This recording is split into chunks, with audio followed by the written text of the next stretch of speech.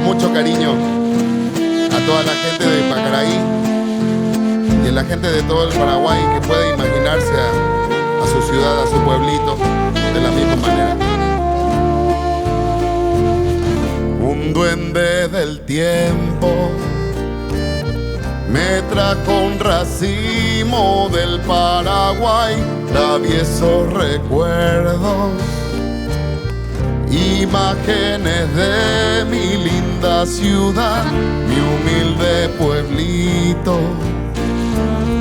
del arroyo Estrella y el Tarumá, la vieja estación que quedó sin tren.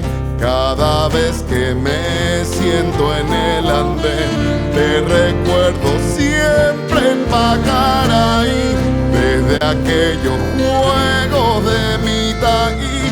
Aunque nunca he sido tan bueno yo en palita, coray, trompo, yeyoca.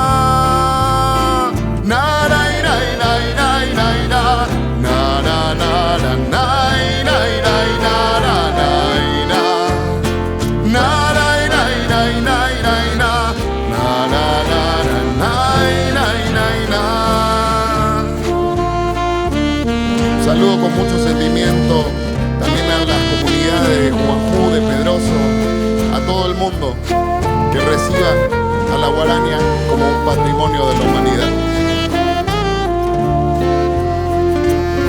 Gente de mi pueblo, personajes tantos bohemios, los voy recogiendo para el álbum de mis recuerdos y en mi serenata pido a Dios nunca deje de existir la ciudad que hoy veo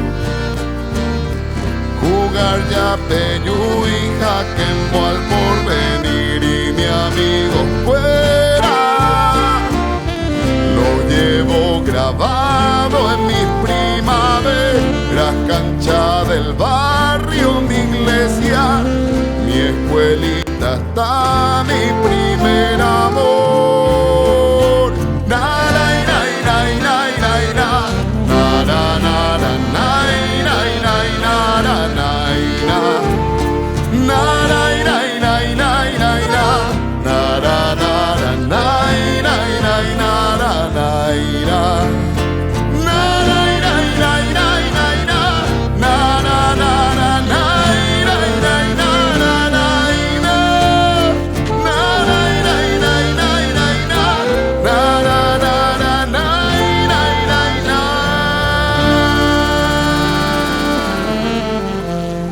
¡Qué lindo! Muy bien. Bravo, bravo, bravo. Qué linda canción.